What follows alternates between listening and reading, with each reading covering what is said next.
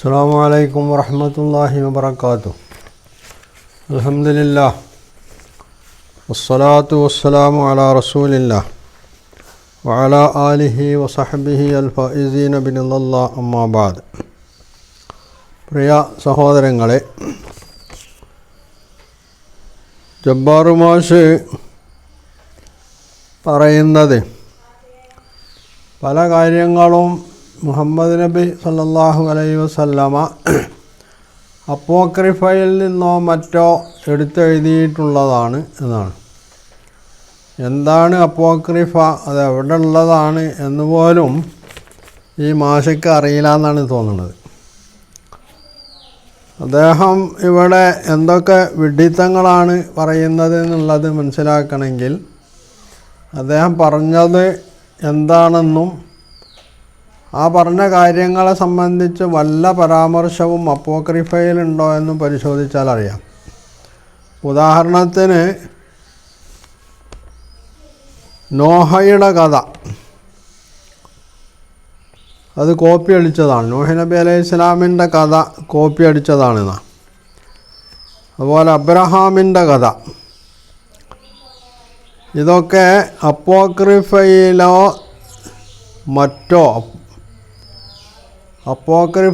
മറ്റോ നിന്ന് കോപ്പി അടിച്ചു എന്നാണ് അദ്ദേഹം പറഞ്ഞത്. അപ്പോൾ അദ്ദേഹത്തിന് തന്നെ അറിയില്ല ഈ സംഗതിയെ സംബന്ധിച്ച്. എന്നിട്ടാണ് അദ്ദേഹം നബി സല്ലല്ലാഹു അലൈഹി വസല്ലമയുടെ പേരിൽ കോപ്പിയടി എന്ന കുറ്റം ചാരുന്നത്. അപ്പോൾ ഈ മാഷക്ക് ഇതൊക്കെ ഒന്ന് പരിശോധിച്ചിട്ട് മതിയായിരുന്നില്ലേ ഈ ജാതി ശുദ്ധ അസംബന്ധവും നുണയും എഴുന്നള്ളിക്കാൻ? അതോ വേറെ ആരോ പറഞ്ഞു കൊടുത്തത് ഏറ്റുപാടാണോ അദ്ദേഹം ചെയ്തിട്ടുള്ളത്? അങ്ങനെ ആയിരിക്കാനാണ് സാധ്യത. അപ്പോക്രിഫ് അദ്ദേഹം കാണുകയും അത് വായിക്കുകയും ചെയ്തിട്ടുണ്ടായിരുന്നെങ്കിൽ എന്തായിരുന്നാലും ഈ ആദ്യ വിഡ്ഢിത്തം അദ്ദേഹം പറയുമായിരുന്നില്ല. അതിൽ അദ്ദേഹം പറയുന്ന ഒരു സംഗതി, ഹാറൂനാണ് പശുക്കുട്ടിയെ ഉണ്ടാക്കിയത് എന്ന് ബൈബിൾ പറയുന്നു. അദ്ദേഹം പറഞ്ഞത് ശരിയാണ്, അത് അപ്പോക്രിഫയിലല്ല. അപ്പോൾ ഹാറൂനാണ് പശുക്കുട്ടിയെ ഉണ്ടാക്കിയതെന്ന് ബൈബിൾ പറയുന്നുണ്ട്. ഇവിടെ അദ്ദേഹം പറയുന്നത് ബൈബിളിലുള്ളതല്ല, അത് പകർത്തി എഴുതവും മുഹമ്മദ് പലതും മാറ്റി എഴുതിയെന്നാണ്.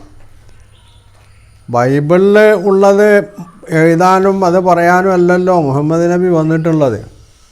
മുഹമ്മദ് നബി ആ തിരുത്തപ്പെട്ട, അല്ലെങ്കിൽ പുരോഹിതന്മാരാൽ, ക്രൈസ്തവ പുരോഹിതന്മാരാൽ തിരുത്തപ്പെട്ട, അല്ലെങ്കിൽ വളരെ പലതും കൂട്ടിച്ചേർക്കപ്പെട്ട എന്ന് പറഞ്ഞാൽ പല ചരിത്ര സംഗതികൾ, ആ ചരിത്ര വസ്തുതകളാണോ അല്ലെന്നൊന്നും പറയാൻ കഴിയില്ല. എന്നായിരുന്നാലും മൂസ എഴുതി എന്ന് പറയുന്ന പഴയ നിയമത്തിൽ മൂസ മരിച്ചതിന് തീയതി അടക്കം, മൂസ എഴുതി എന്ന് പറഞ്ഞാൽ ബൈബിളിലാണ് മൂസ മരിച്ച തീയതി അടക്കമുള്ളത്. അപ്പോൾ ഇത് വായിക്കുന്ന ഒരാൾക്ക് തന്നെ മനസ്സിലാവും ഇതിലെന്തോ കള്ളത്തരങ്ങൾ നടന്നിട്ടുണ്ടെന്ന്. അപ്പോൾ പ്രവാചകന്മാരാൽ ലോകത്തിന് നൽകപ്പെട്ട ഗ്രന്ഥങ്ങൾ, വേദങ്ങൾ അത് മാറ്റി തിരുത്തി കുറിച്ചപ്പോൾ അത് ശരിയായിട്ടുള്ള സംഗതികൾ ജനങ്ങളെ പഠിപ്പിക്കാനാണ് മുഹമ്മദ് നബിയെ അള്ളാഹു ഈ ഗ്രന്ഥവും ഖുർആനുമായിട്ട് അയക്കുന്നത്. അത് ഇസ്ലാമിൻ്റെ വിരോധികളായിട്ടുള്ള പാശ്ചാത്യ ഓറിയൻ്റലിസ്റ്റുകൾ എഴുതി വെച്ചിട്ടുള്ള പുസ്തകങ്ങൾ നോക്കി പഠിച്ചിട്ട് അതിങ്ങനെ ഛർദ്ദിക്കാണ് യഥാർത്ഥത്തിൽ നമ്മളെ മാഷ് ചെയ്യണത്. അതുകൊണ്ട് അദ്ദേഹത്തിൽ നിന്ന് അതൊക്കെ പ്രതീക്ഷിക്കേണ്ടതുള്ളൂ. യഥാർത്ഥത്തിൽ ഹാറൂന്, ഖുർആനിൻ്റെ ഭാഷയിൽ ഹാറൂൻ ഒരു പ്രവാചകനാണ്. ബൈബിളിൻ്റെ ഭാഷയിൽ അദ്ദേഹം ഒരു പുരോഹിതനാണ്. പുരോഹിതനും പ്രവാചകനും തമ്മിലുള്ള അന്തരം എന്തുമാത്രമുണ്ട്, അത് ഇസ്ലാമിനെ സംബന്ധിച്ച് മനസ്സിലാക്കുന്ന ഒരാൾക്കേ ആ വ്യത്യാസം മനസ്സിലാവുള്ളൂ. അല്ലാത്ത ആളുകളോ അത് പറഞ്ഞിട്ട് കാര്യമില്ല. ഇവിടെ പുരോഹിതനായിട്ട് അവതരിപ്പിക്കപ്പെടുന്ന ഹാറൂൻ, അദ്ദേഹം ഉളിയും മറ്റുമൊക്കെ എടുത്തിട്ട് പശുക്കുട്ടിയെ ഉണ്ടാക്കിയിട്ട് അദ്ദേഹം തന്നെയാണ് അതിൻ്റെ ആരാധന കാര്യങ്ങളൊക്കെ നിർവഹിക്കാൻ വേണ്ടി ഇവർക്ക് നേതൃത്വം കൊടുക്കുന്നതും അതിൻ്റെ കാർമ്മികത്വം വഹിക്കുന്നതും ഒക്കെ.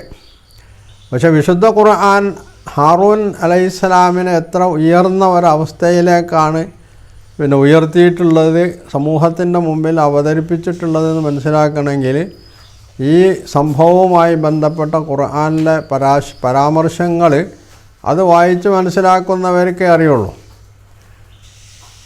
ഹാറൂന് ഈ പശുക്കുട്ടിയെ ഉണ്ടാക്കി അതിൽ നിന്ന് അതിനെ പൂജിക്കുന്നതിൽ നിന്ന് ജനങ്ങളെ തടയാനാണ് അദ്ദേഹം ശ്രമിച്ചിട്ടുള്ളതെന്നാണ് ഖുർആൻ പറയുന്നത്. പക്ഷെ മാഷ കാഴ്ചപ്പാടിൽ ബൈബിളാണ് സത്യം.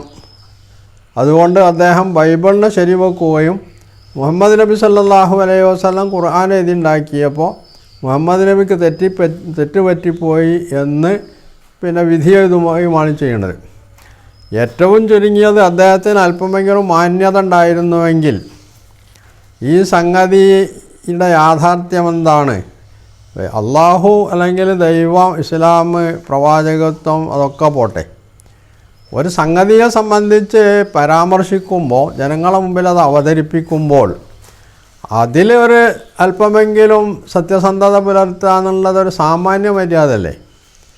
അതുപോലും നമ്മളുടെ മാഷക്ക് ഉണ്ടായില്ല എന്നുള്ളത് അദ്ദേഹത്തിൻ്റെ കഷ്ടകാലം എന്നേ പറയാൻ പറ്റുള്ളൂ.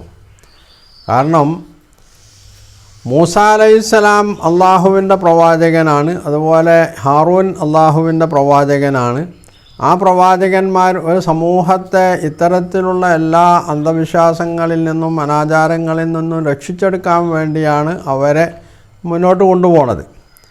എന്നിട്ട് അവരെ തന്നെ ഇതിൻ്റെയൊക്കെ ആളുകളാക്കി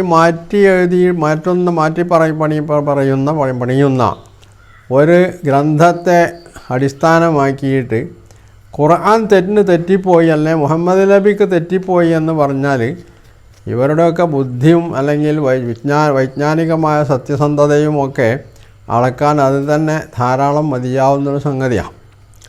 ഇനി നൂഹ് നബിയെ സംബന്ധിച്ച് അദ്ദേഹത്തിൻ്റെ കാലത്തുണ്ടായ പ്രളയത്തെപ്പറ്റിയൊക്കെ അദ്ദേഹം പരാമർശിക്കുന്നുണ്ട്.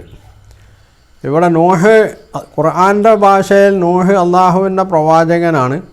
ഷിർക്കിലും കുഫറിലും ഒക്കെ അകപ്പെട്ട ഒരു സമൂഹത്തെ അള്ളാഹുവിൻ്റെ ഏകത്വത്തിലേക്ക് നയിക്കാൻ നിയുക്തനായിട്ടുള്ള പ്രവാചകനാണ് നൂഹ് നബി അലൈഹിസ്സലാം. അതേ അവസരം ബൈബിളിൻ്റെ ഭാഷയിൽ അദ്ദേഹം ദൈവത്തിന് ഇഷ്ടപ്പെട്ട ഒരാളാണ്. പക്ഷേ അദ്ദേഹത്തിൻ്റെ കാലത്തുണ്ടായിട്ടുള്ള പ്രളയത്തിന് ശേഷം സംഭവിച്ചതെന്താണ് നൂഹിൻ്റെ കാര്യത്തിൽ ബൈബിൾ അനുസരിച്ച്? അദ്ദേഹം കർഷകനാണ്. ബൈബിളിൻ്റെ ഭാഷയിൽ അദ്ദേഹം മുന്തിരി കൃഷി ചെയ്തു. എന്നിട്ട് അതിന് കള്ളുണ്ടാക്കി കുടിച്ച് മത്തായി അദ്ദേഹം കിടന്നുറങ്ങാണ്. ഉറങ്ങുന്ന സമയത്ത് അദ്ദേഹത്തിൻ്റെ നഗ്നത വെളിവാകുമ്പോൾ അദ്ദേഹത്തിൻ്റെ പൗത്രനായ കനാൻ്റെ പിതാവ്, ആ പിതാവ് തൻ്റെ ഹനാൻ്റെ, അതായത് നൂഹ് നബിയുടെ മകൻ കനാൻ്റെ പിതാവ്, ആ മകൻ തൻ്റെ പിതാവിൻ്റെ നഗ്നത കാണുകയും അത് സഹോദരന്മാരെ അറിയിച്ച് ഒരു മുണ്ട് കൊണ്ടുവന്നിട്ട് അവർ ഇത് കാണാതിരിക്കാൻ വേണ്ടി മറ്റേ 2 സഹോദരന്മാർ പിന്നാക്കം വന്നിട്ടാണ് ഈ മുണ്ട് അദ്ദേഹത്തിൻ്റെ ശരീരത്തിൽ അണിയിക്കുന്നത്. ഉണർന്ന് എഴുന്നേറ്റപ്പോൾ ഈ സംഗതി അറിഞ്ഞപ്പോൾ നൂഹ്, ബൈബിളിൻ്റെ ഭാഷയിൽ നൂഹ് ചെയ്യണത് എന്താണ്? തൻ്റെ നഗ്നത മറക്കാൻ ശ്രമിച്ച പിതാവിനെ, അല്ലെങ്കിൽ അത് സഹോദരന്മാരോട് പറഞ്ഞിട്ടുള്ള പിതാവിനെയല്ല, ആ പിതാവിൻ്റെ മകനായ, അതായത് തൻ്റെ പൗത്രനെ ശപിക്കുകയാണ് അവിടെ നൂഹ് ചെയ്യണത്.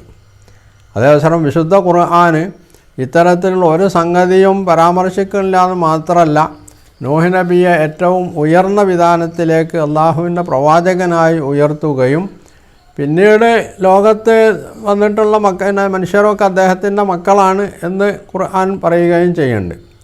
ലോകത്തിന് തൗഹീദിൻ്റെ കാര്യത്തിൽ മാതൃക കാണിച്ച ഒരു മഹാനായിട്ടുള്ള പ്രവാചകന്മാരുടെ നായകനായിട്ടാണ് വിശുദ്ധ ഖുർആൻ നൂഹ് നബി അലൈഹി സ്വലാമിന് ഉയർത്തുന്നത്. പക്ഷേ നമ്മളെ മാഷ സംബന്ധിച്ചിടത്തോളം അതൊന്നും അദ്ദേഹത്തിന് പ്രശ്നമല്ല. അദ്ദേഹത്തിന് ഖുർആൻ എങ്ങനെയെങ്കിലും ഒന്ന് തകർന്നു കിട്ടണം. അതിനു വേണ്ടി അദ്ദേഹം ബൈബിൾ കൂട്ടുപിടിക്കുന്നു. എന്നിട്ട് മുഹമ്മദ് നബി ബൈബിളിൽ നിന്ന് എന്തൊക്കെയോ പകർത്തി അതിൽ മുഹമ്മദ് നബിക്ക് തെറ്റുപറ്റിപ്പോയി എന്ന് പറയാണ് അദ്ദേഹം ചെയ്യണത്.